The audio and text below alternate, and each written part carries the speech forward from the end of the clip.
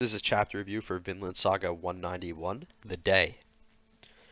So, our preview from last month had me very excited for this chapter. The preview was Thorfinn becomes a true warrior like his father. So that obviously carries a lot of weight for Vinland Saga. Becoming a true warrior is obviously core to the themes of the narrative. So the idea that this chapter would have Thorfinn become a true warrior, as if he wasn't one already, is exciting because it sets up for a lot of potential things. I had a couple ideas for what could happen in this chapter that I mentioned last month, and I'm just going to go over the three that I thought were likely real quick. So, the first one was that Thorfinn would build a grave for his victims like he swore to do in the farm arc. So this was kind of, it was a prediction I really wanted to happen. So, in the farm arc, Thorfinn swore that he would build a grave for his victims so that they can finally rest. So if he were to do that here, then that would be a very satisfying payoff for that moment, and it would carry so much emotional weight. The second idea was that Thorfinn and Gudrid would have a child. So this is kind of based on two things. One, in history, this is what happened. Thorfinn and Gudrid had a child in Vinland, and that child would be, in history, the first European to be born in the Americas. So obviously, that is a very important piece of history. So I doubted that Yukimura would just leave it out. However, Carly has kind of been a stand-in for a child for Thorfinn and Gudrid, so I thought potentially that could sort of replace this child in history, but I still kind of felt like it was unlikely for Yukimura to leave that out. And I also based this idea on the fact that Thor's said that he started to hate battle when he had his first child, Ylva. So that would kind of have Thorfinn reach a point of becoming a true warrior that his father reached, but he hasn't reached yet. Sort of entering fatherhood is an important part of understanding and becoming the true warrior. So that would be sort of the one thing that Thorfinn hasn't done, but Thor's has. And the third idea was that the editor's note could just be misleading. So it isn't unheard of for the note to not necessarily reflect exactly what's going to happen in the chapter, and sometimes it could be building up to a sort of joke, or it could be intentionally misleading, or it could just be that the editor doesn't have a solid idea what the chapter is going to be about. So that little note can't always be taken super seriously. So with that third point, I kind of kept my expectations in check. So obviously, if you've read the chapter, one of these predictions came true, but another like important event took place that I probably should have seen coming. It was pretty obvious in hindsight, but I was kind of a little caught up on Thorfinn and Thor's, that comparison. So I didn't even consider this, but it was very obvious, and this was the perfect time to do it. So we'll get into that when we reach it, but for now, let's start the chapter. So, we're starting on the first harvest in Vinland. So this is the culmination of all of our work and effort up to this point. And this is going to be a chapter based on this that is entirely about growth and reaching the culmination of your growth. So on the right here, we see that Thorfinn is now 27. So if I remember correctly, Thorfinn was 6 years old at the beginning of the story, way back in Iceland, when he first left with Thor's. So it's been 20 years since the first time Thorfinn left, and since the story began.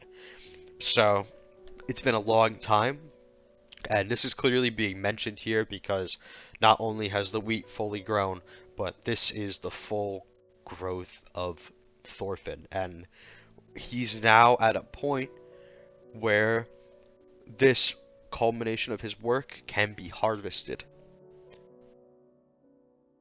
So this panel continues this kind of idea where we have the wheat being sown and enduring the winter and then being ready for harvest in the summer.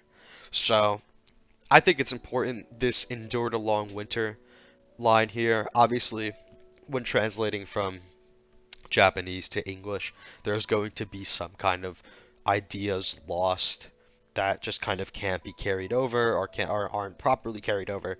But I think the sort of core idea of this line, endured a long winter, is going to carry over between languages.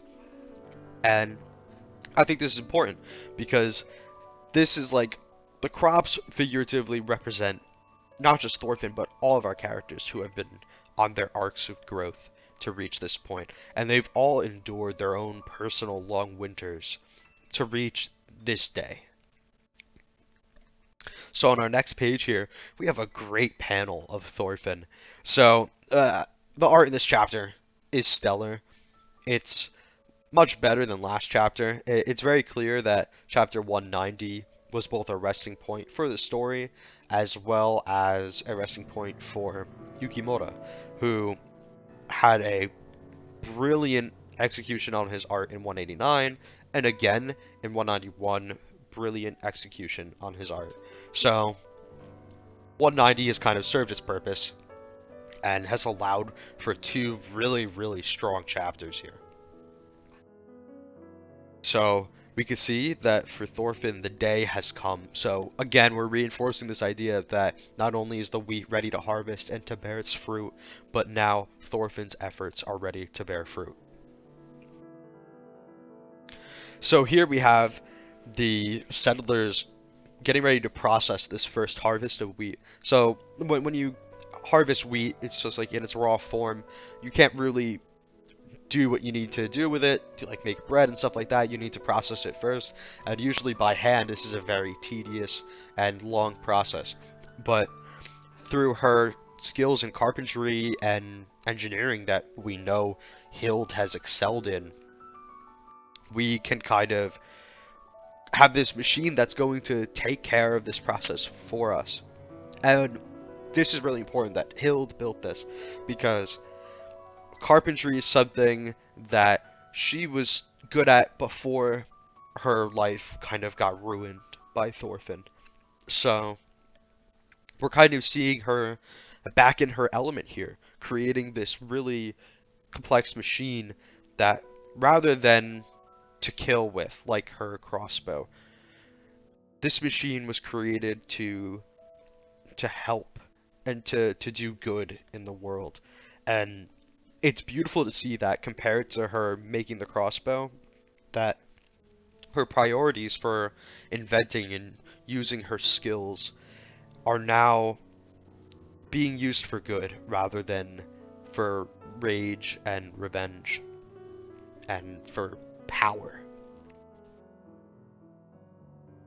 So we have them putting in the wheat while Cordelia is cranking the machine.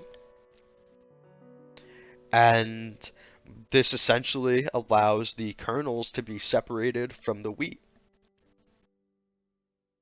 And Thorfinn is super excited about this. Now, I think this is really cool because Thorfinn has kind of developed this character trait in these more recent chapters where he gets super excited about new ideas and advancements and like curiosity, you know. He's super excited, and it's just nice to see this kind of character trait blossom on him, because this is not something he did in the prologue, certainly, and even during the farm arc and even into Baltic Sea War, he did not get this excited. But it doesn't feel out of character. It feels like he's gotten to a point in his life where he's able to get excited about things again and get amazed, and I think that's just awesome. But then we have Mr. Uggy call out and say it's witchcraft. So I don't think it's actually important that this whole witchcraft thing, I don't think it's going to cause some sort of conflict. I think it's just kind of a little gag. But it also sets up for a really interesting moment here with Polmuk and Nisquaji. Polmuk asks Nisquaji what witchcraft means. He says, witchcraft? Because he doesn't understand. He's never heard that word. And she replies, in Norse, I don't know that Norse word. And this kind of shows two things. One, Polmuk, and by extension the other natives, have been picking up on more of the language through the winter. So they've been gathering these ideas, so they have some kind of basic words in their arsenal, and witchcraft is just one, obviously, that they're never going to hear. So Polmuk is basically comfortable enough to recognize that, hey, this is a word I don't know, do you know what it means? And he asks Nisquaji. He doesn't ask another Norseman, he asks Nisquaji. And this kind of shows that Nisquaji has become very proficient. And she's proficient enough in Norse to put together a full sentence here. But I think it's interesting. Yukimura isn't just having her put together a complex sentence out of nowhere. Not only has she been, studying and learning all this time through the winter, but this sentence, I don't know that Norse word, is something that she's likely going to be saying often already. Because imagine somebody, they're speaking Spanish, and they say a word in Spanish to you. You would have to say to them, I don't know that Spanish word. And then this would be something you have to say often if you're interacting with people speaking Spanish often. You need to be able to communicate to them that you don't know the word. And so you can learn and you can understand it. So it's smart to have her say this because it makes sense that she would know this sentence. But it's also interesting that she's able to say this full sentence and she knows this full sentence. It just shows a natural growth for her. And once again, her efforts bearing fruit here. And then we have Carly explaining how the cogs work, but Mr. Uggy's not having it, and he runs off crying that it's witchcraft. And so yeah, that was a funny gag, and again, I don't think witchcraft is going to be a conflict point, but it allows for this great moment of Polmuk and Nisquaji kind of showing this growth.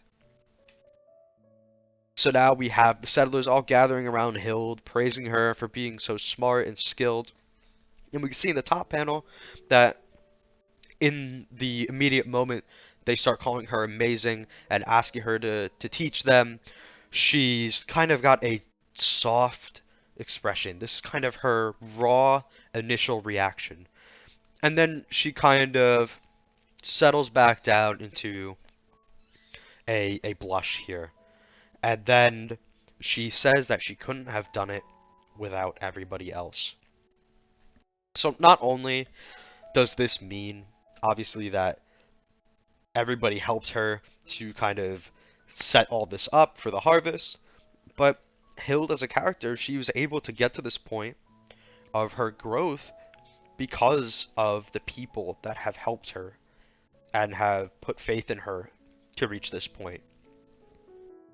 So obviously a lot of kind of double meanings for symbolic growth for our characters here. And then at the bottom, they say, oh, we'll make bread, and the men can continue the harvest.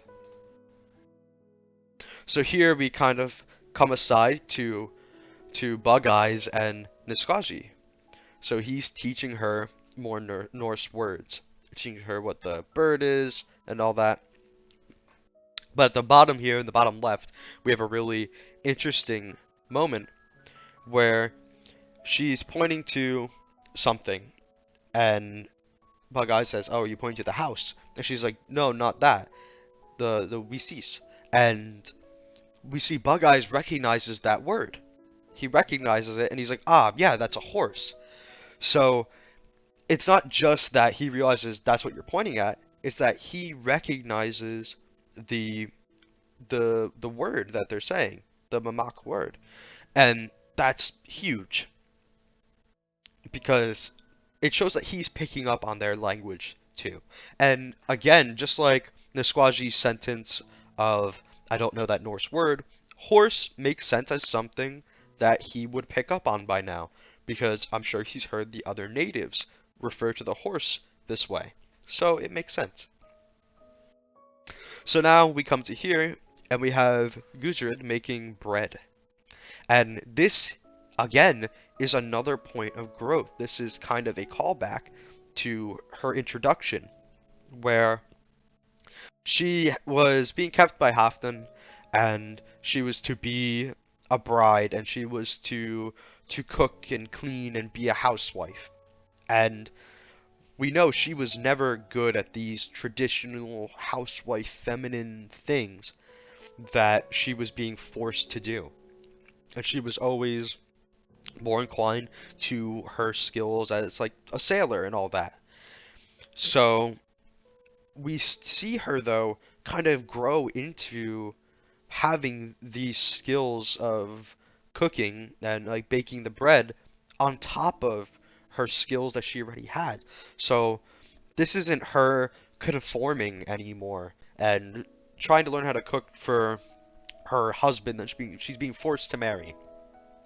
This is her just kind of growing and learning something that she wasn't able to do before. And it's something that allows her to take care of the people she cares about and herself. And it's just important that she's reached this point, not through being forced to take care of somebody she was forced to marry, but because she has just naturally grown as a woman. And we don't get a lot of Gudrid growth and focus in Vinland Saga, unfortunately. So I'm glad we have this moment to kind of highlight how far she's come as well. And it's also interesting that she's kind of grown to understand these skills more, these kind of, traditionally motherly skills, probably because she's been raising Carly all this time. She's essentially been a mother since Carly came onto the boat in Baltic Sea War. So it makes sense that she's kind of grown to this point. But anyway, she calls out Bug Eyes for using Nisquaji to avoid the field work. And Gudrid does something really interesting here. She refers to Nisquaji by the nickname Nisqua. And it kind of just shows that there's kind of a connection and a growth of connection between the two groups of the settlers and the natives. It's really interesting that she's sort of in a position where she's comfortable to refer to her by a nickname. It's kind of like just a very like friendly moment, and there's so much less tension and concern when communicating with them. They're just a group of friends who don't speak your same language. But Bug Eyes says that no, he's not playing hooky. He's he is referring to himself as the interpreter and diplomat. So again, we have Bug Eyes embracing this role that he sort of entered in, I believe, 187. He had he was showing to Nisquaji that he is able to communicate very efficiently and teach very efficiently. And he's sort of entered this really important role as the middle ground between the natives and the settlers. So it's really, really cool that we see he's sort of fully embraced the idea of this role. And then he says, Gudrid idiot, and Nisquaji says, Gudrid idiot, and Gudrid gets mad about it. It's a cute little moment. And I overall just really like this dynamic between Bug Eyes and Nisquaji, and I'm really excited to see where it goes. But now we get a really interesting moment. We have Ivar, Stork, and Gaglati working on the harvest. Stork says that he is starting to like Thorfinn now, which is really, really, really interesting. This is sort of a huge change because Stork was kind of a very intimidating person at the beginning of the winter when he was talking to and sort of manipulating Cordelia. And this is kind of a huge change of pace for him to suddenly start liking Thorfinn. He says that he works hard, doesn't throw his weight around, that he's a decent guy. So he's sort of signed to Ganglati over there, and sort of asking him like, "What do you think too?" He sort of points to Thorfinn, and he's like, "What do you think?" And Ganglati responds with sort of like a noise and a hand gesture. He goes up to thumbs up. So he's agreeing, but I didn't notice this up until now, and I don't know if it's been obvious until now, but it appears Ganglati is either deaf or hard of hearing in general. So I didn't realize this. So this is really interesting to keep an eye on going forward. But then we have Ivar go into his current feelings on Thorfinn, which is really important since he is kind of our central antagonist right now. He is our main point of disagreement, and the sort of one person who's fully contradicting our protagonist. So he says that he thinks Thorfinn is a good guy. He doesn't think he's a bad guy, but he just thinks they're not the type of people who can really get along. He believes that, he says here, if peace can be achieved through peaceful means only, there would be no suffering in the world. And I think this is really interesting because I think it kind of sets up an idea that Ivar may have gone through something before he got to this point.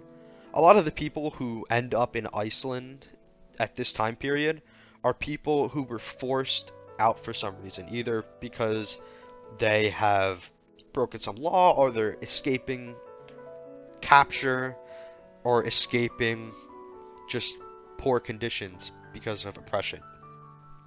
And we don't have any background on Ivar yet.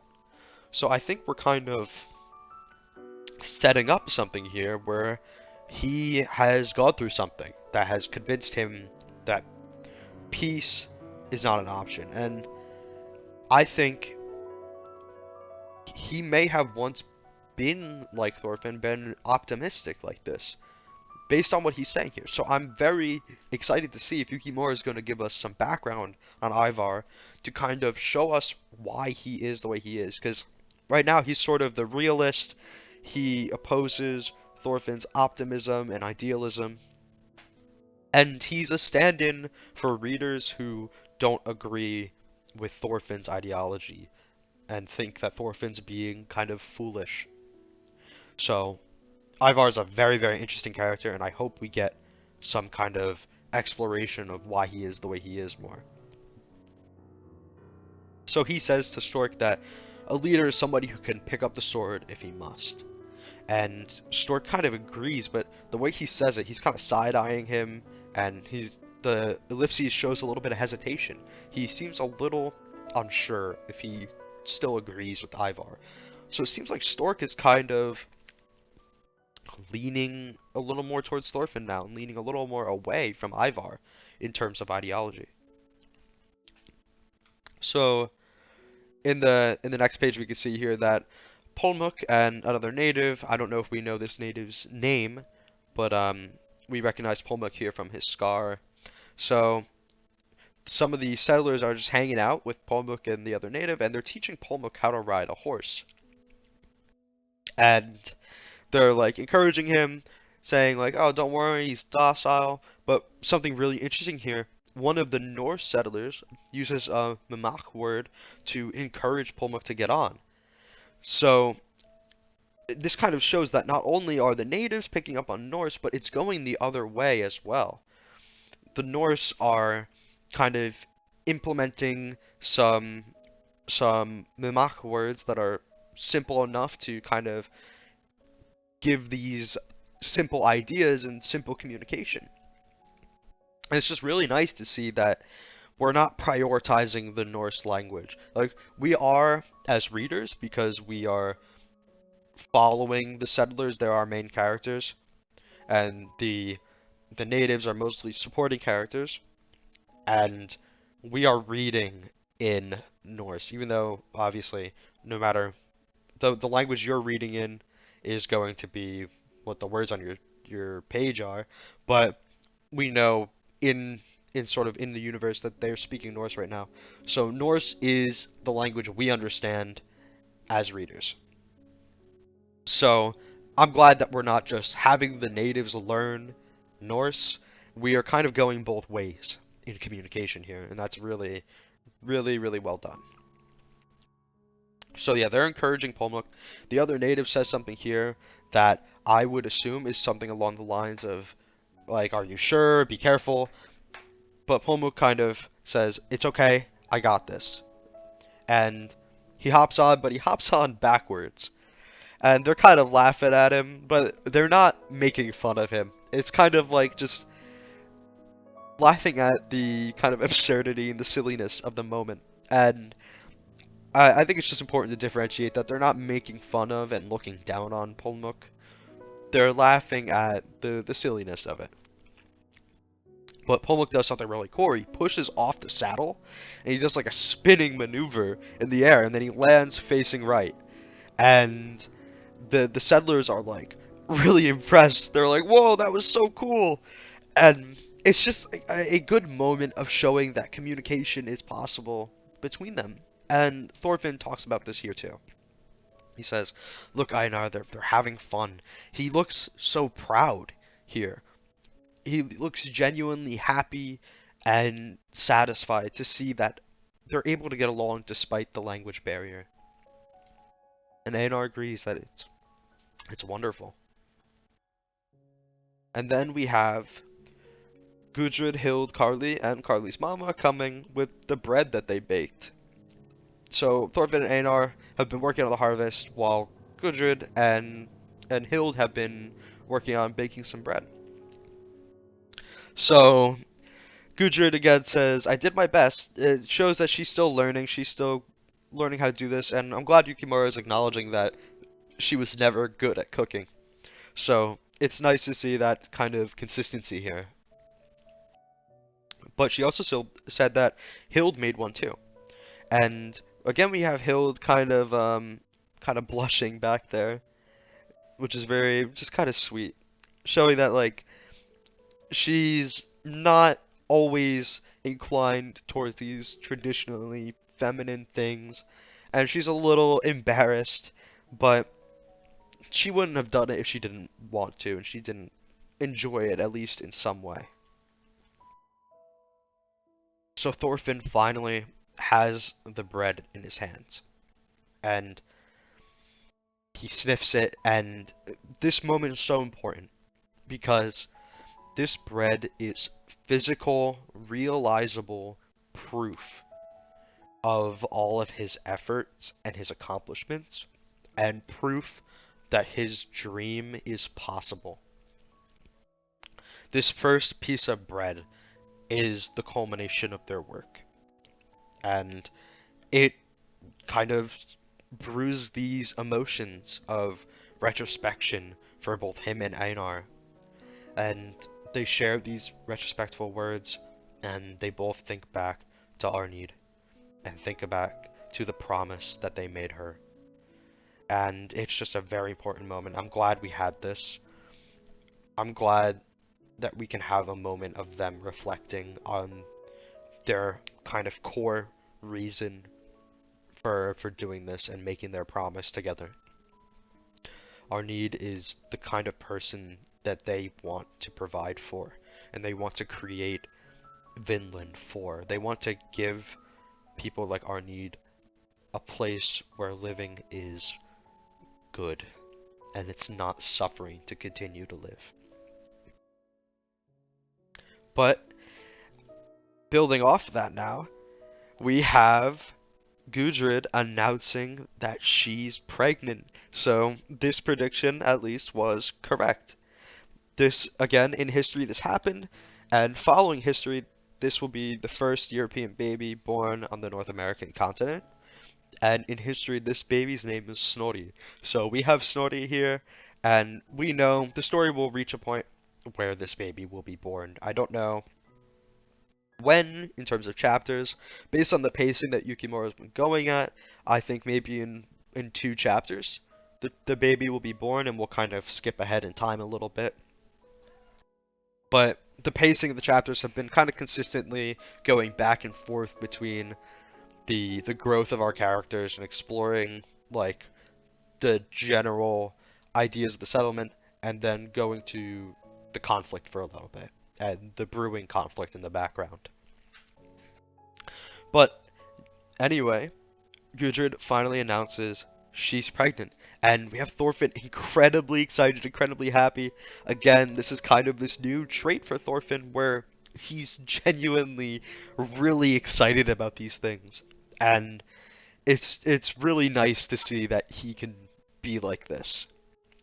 But we have Carly ask, where do babies come from? And Thorfinn and Gudrid try very hard to dodge this question. And then we just kind of have this really happy moment of them gathered around, eating the bread, drinking, and just having a very peaceful moment together. And off to the side, we have Hild eating herself. And she is looking over at them. And she's just kind of watching. And then she looks back down. And she's thinking here. And then she finishes her food and she looks up to the sky, and in that moment she realizes that she no longer needs to hold on to her rage anymore. And she sort of softly calls for Thorfinn's attention. She doesn't demand his attention like she once would. She doesn't aggressively get his attention. She just says his name softly. And Thorfinn kind of gets not really startled, but he's like, "Oh, yeah?" And he's kind of, he's always been very attentive to what Hild says to him because he feels like he deserves any words that she will say to him. So he might be expecting here, Thorfinn, like, don't think that this absolves you of your sins or anything like that. So he's kind of, I assume, ready for that. But we have her say instead of saying that her crossbow is aimed at him at all times, she says, I have verified your atonement with my own eyes. And she turns to face him. And here she has taken off her headband for the first time since she swore to kill Thorfinn. That headband has been her resolve all this time. She didn't have it until she decided to become the hunter. That is kind of the symbol of her status as the hunter and Thorfinn as the hunted. And here it's gone. And her hair is let down. And she shows her full face for the first time, and it's kind of a moment of allowing herself to be vulnerable. And I think Yukimura is bringing attention here to the eyes. This look in her eyes is something that's been brought to attention multiple times throughout the manga, and it's kind of represent a growth in the character. It's sort of like a look of understanding. I think that's the important thing. It's understanding what a true warrior is. And it just shows she's come so far to have this glow in her eyes like Thor's did, like Thorfinn did. She's come very far. And with a soft smile, Hild says, Thorfinn, I forgive you. And this moment has been in the making for so long, for so many years, both for the reader and for the characters. And the day has finally come where she's able to give Thorfinn this soft, kind expression and genuinely forgive him. And we have an amazing page here. Thorfinn stands up and he slowly, almost cautiously, approaches Hild. And he kind of locks eyes with hers and starts coming towards her. And then In these three panels on the left, Yukimura perfectly captures the moment where we begin to cry. He is kind of in shock for a moment, and then he's kind of looking down, just kind of thinking for a second, and then he looks back up, and he's smiling, but the tears start coming out, and he's kind of realizing what just happened, and then he breaks down, just completely crying. And we have Hild here with her scar covered by her hair again, like Yukimura always does when she's being her true self, when she's being the core of who she is, who is somebody kind and loving. And she places her hand on his shoulder, and as Einar and Gudrid start to cry, Hild tells him that he's atoned enough and that her anger is finally quenched. And she says, "You worked hard to be released from the curse of my revenge. You fought admirably. You are a true warrior." She's recognizing here that all this time Thorfinn has fought a very tough battle. He's fought his real fight to be a true warrior and be the man he knows he should be and the man he wants to be. And in this moment he's finally been given something that he hasn't had at all, and that's forgiveness. And Thorfinn holds her hand and kneels before her as he cries, and just showing like he's fully submitting to her, and this is entirely her control. He is not making her do anything. He's submitting to whatever she wishes to say to him right now, and it is all her power. Because he's so thankful, and this means so much to him. And we have an interesting thing here where Hild's face is entirely covered by her hair. And this is not only done for sort of like just kind of a dramatic, beautiful page. This is because this moment is bigger than just their dispute. Since her introduction, Hild has not only been a parallel of Thorfinn, but more importantly, she's been a representation of Thorfinn's past, of what he's done, who he has hurt, and the souls of the dead that he carries with him. She is a symbol of the damage and destruction he has caused people. And with her hair covering her face, she's standing in for those he has hurt and forgiving him in their place. Because in this moment, she's sort of an ambassador for his victims, and her forgiveness is theirs. So we have Carly innocently smiling as we look on, and Carly's happy because he's like, "Daddy and Hild made up. I'm so happy for Daddy." And it's funny because Carly just cannot understand the weight of this situation. Carly just sees this as like, "Oh, I've been asking them to make up. I'm so happy they did it." But then we have Einar and Gudrid crying because they just know the weight and importance of this moment. And in our last panel, Thorfinn kneels before Hild and holds her hand, and she gently places her hand on his back to comfort him in return. This is such a beautiful culmination of Hild and Thorfinn's arc, and it was perfectly done. The structure of the story up until this point was just perfect for this moment. The chapters before about conflict and forgiveness, where we've had the settlers kind of arguing and the children of the settlers arguing, and then like the chapter about like forgiveness and making up.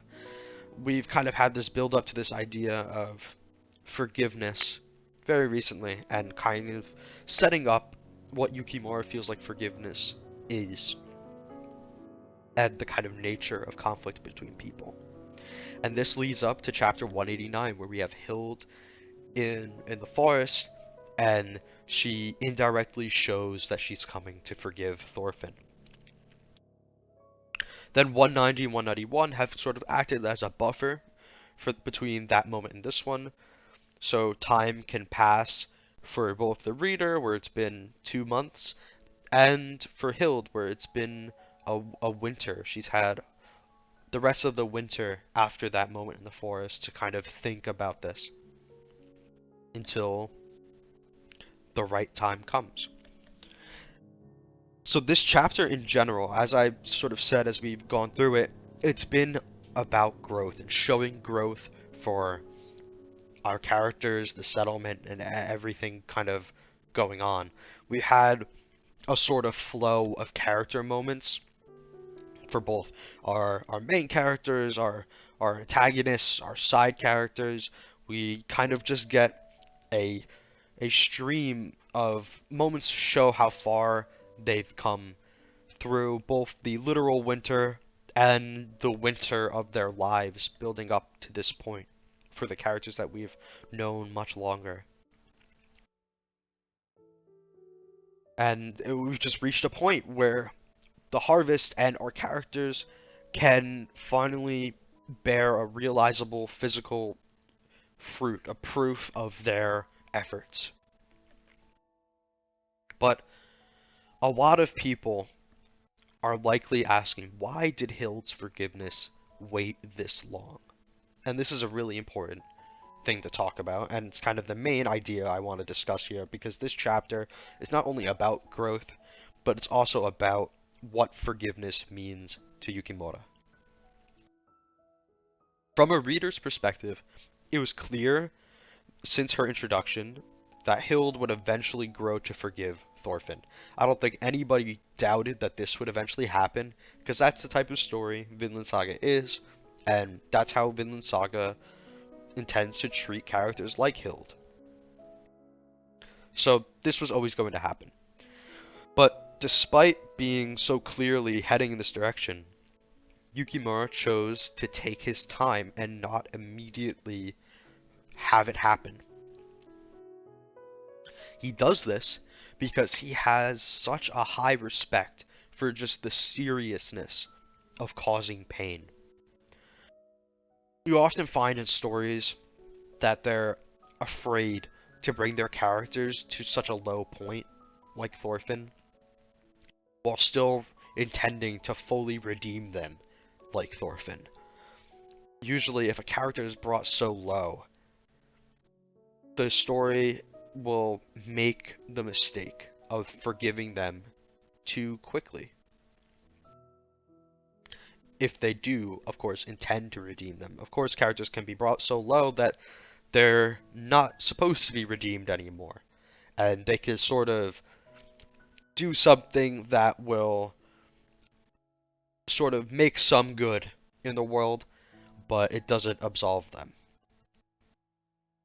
However, when you forgive a character too quickly, usually the severity of the character's actions is downplayed, and usually it's based on their reasons for taking those actions. And it just kind of allows forgiveness to come easier without truly addressing the weight and severity of the actions taken. You see this in plenty of media where a character will do something heinous and then they get a sad backstory and suddenly they're forgiven and redeemed. Vinland Saga does not do this, and it shows a true understanding of forgiveness.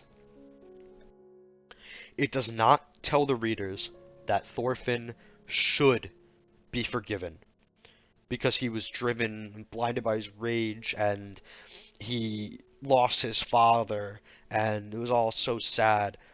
At no point does Yukimura say that Thorfinn is justified in doing what he did and should be forgiven because of his reasons.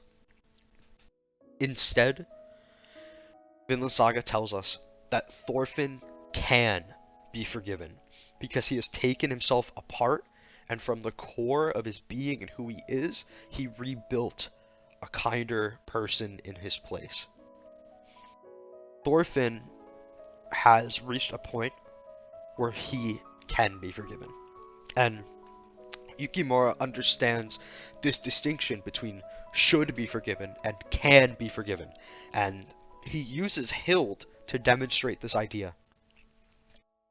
To us, the readers, we may feel like Thorfinn had already earned his forgiveness by the time Hild entered the story. We may have felt like his forgiveness was already earned through the farm arc, and she's just refusing to acknowledge it, which is frustrating to us because personally we have forgiven him already, and she's not acknowledging our forgiveness. But of course, this is not how forgiveness works. This is never how forgiveness worked. Forgiveness is not earned until the person who was hurt feels it themselves.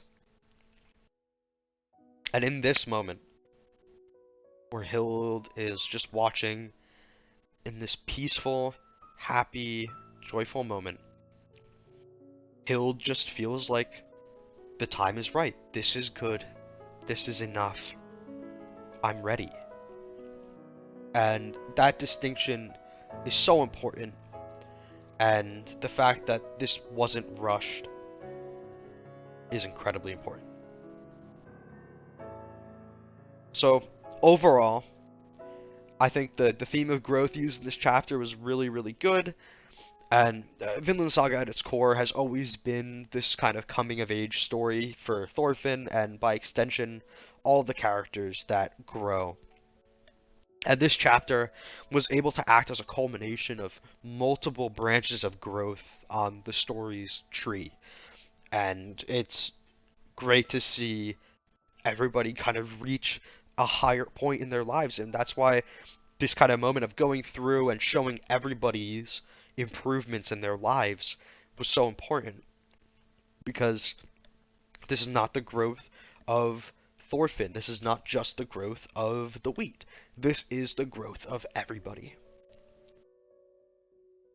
And it's particularly interesting here to note that the subtle growth of the bond between the Norse and the New that was kind of explored in this chapter, with them kind of sharing more dialogue together and using each other's words and having fun and just kind of bonding in sort of way that's not just about diplomacy and working together, just about enjoying each other's company.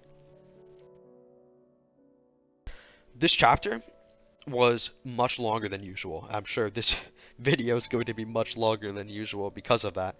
But the length was really, really important because it made the sort of climax at the end feel very natural and very earned. It took its time building up to Hild's forgiveness by slowly developing this kind of warm feeling of satisfaction and accomplishment through the chapter, because we go and we see how far everybody has come. So then by the time Gudrid has announced the pregnancy and we're at the peak of our bliss, both the reader and Hild realize that this is good. The time is right. The time has come. It feels so satisfying and natural for us because it's natural for Hild. And despite being longer than usual, like I mentioned before, the art in this chapter is incredibly, incredibly stellar. I'm usually concerned when I see a long chapter because I'm thinking that it might be a little too, I guess, reluctant to have strong art. But despite its length, this chapter has had some of like the greatest panels we've had in a long time. The greatest character panels, especially this final panel. This is just incredible from Yukimura. .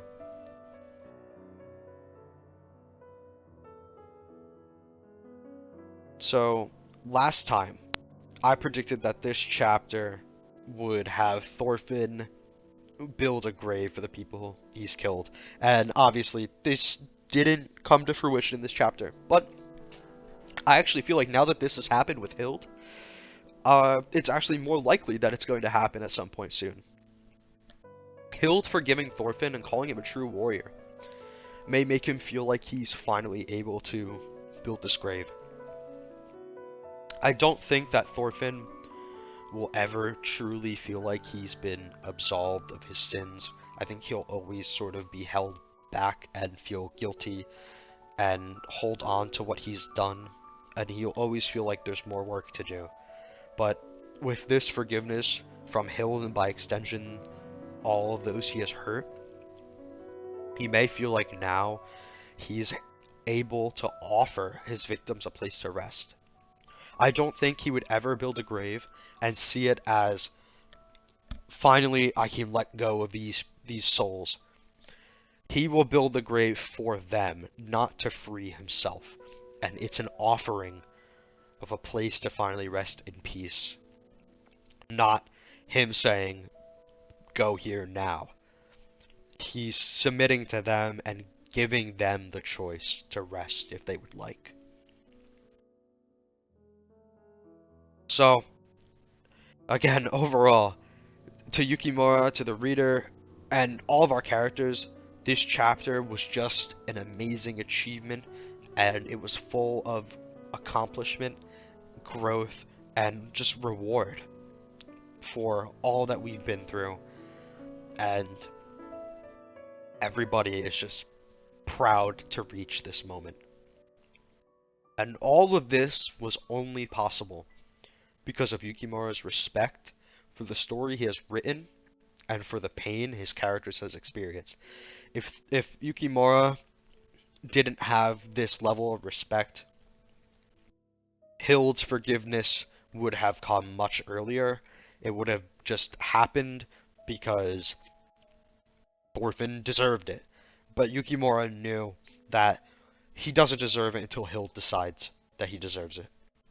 And he sort of held back and he restrained himself for this moment, and the payoff is perfect. Next chapter is going to be a big one, though. So, we have the shaman preventing the prophecy, and this is scary. So, with this whole prophecy, I have been very hesitant about it, but I do believe it has potential. Like I said in chapter 190, it sort of acted as a response to the idea of prophecy, and it kind of gave us a better idea of how the prophecy will be used in the sort of meta-narrative sense. I like how it affects the narrative and the meta-narrative at the moment, but next chapter will likely really determine how I feel about its impact on the literal narrative going on in the story. In my opinion, best case scenario, the details of the vision are lost to the shaman. Hopefully, it would kind of clear up the air about the purpose of this imagery that we were shown, because obviously we were shown real future events that we know in history will take place. And if these kind of details are kind of lost to him, or he can't really convey them, then this retains the feeling of the vision. And that's what's really important here. Not the exact content and trying to prevent the exact things that are going to happen. It's the feeling being invoked by the vision and how it's going to affect the fears of the natives. And this kind of allows us to preserve the more grounded and historic nature of Vinland Saga, and the failure of the settlement wouldn't feel like it's kind of hinging on the supernatural. What I hope to avoid is these specific details just being given too much weight. I don't want the story to stray away from grounded human issues like it's always been focused on, and start to focus on some future sight plot, because that's just not what Vinland Saga is about. At least in my opinion, I feel like Vinland Saga has always been about very natural human relations rather than any one faith in a literal sense. Faith has always been important in Vinland Saga, and faith has driven people to do things, but not in a way that wasn't grounded. Not in a way that shows that their faith is undeniably real and correct. I don't want the actions that are taken to prevent the prophecy to be a literal self-fulfilling prophecy. I think I don't mind if, it is a self-fulfilling prophecy in the sense that we are afraid of destruction, so our fear causes destruction, because that's a very natural human thing to happen. But playing too much into fulfilling the things that will happen by trying to not fulfill them would just be leaning too much into future sight. And I don't want the spiritual faith of the Lanu to be given preferential treatment in the narrative over other forms of faith that have been depicted. So Christianity and Norse faith have been addressed and shown in the narrative a lot, but they've always been kind of very grounded in their depiction, and at some points it's almost dismissive of the negative aspects of the faith, like depicting the end times, especially. That's always been a focal point, even since the prologue. They've talked about the the rapture and Ragnarok, and it sort of shows that expecting to die and sort of removing the kind of impact of death and separating yourself from the seriousness and pain of death sort of results in people being careless with human life. So, getting back to the point, if we give the Lanu faith this sort of preferential treatment, I just don't think it would be kind of fair considering how other faiths have been depicted so far. So, for the remainder of the narrative, I would hope that the contents of the vision would be replaceable with any imagery that would just reaffirm the fears of the natives, because these rituals we've been shown are based off real rituals performed by native people. This is not something that Yukimura just made up. So, due to the real nature of these rituals, and I explore this more in the 189 review, but basically the nature of these rituals will always lead to something that reaffirms their fears. Because it's playing off of their existing doubts and fears, and that sort of enhances that fear, because that's what's happening in the shaman's mind. That is sort of what's being built up, and that culminates in sort of a vision that acts as proof of these fears. But that's just because in the mind, that's just how it works. We see what we expect to see. So, ideally, the act of preventing the specific details of the vision just should not be the inciting incident for conflict. I think if we avoid that, the story will be okay. And I think Yukimura understands that, and he understands how doing that would hurt the story he's trying to tell. So I don't think he's going to disappoint with the use of the prophecy and the vision. I overall believe that the choice to include the vision and use it to address the real history that we know happens will overall do more good than bad for the narrative, at least at this current point. But we'll have to see next month if that's going to change. And with that, that's it for my 191 chapter review. Again, I'm always excited for next chapter. We're in a really good kind of flow of solid chapters that all have very impactful thematic reasoning that's really fun to kind of dive into and tear apart. So I just hope Yukimura keeps this up as we come closer and closer to the conflict boiling over. But until then, thanks for watching, and I'll see you next month.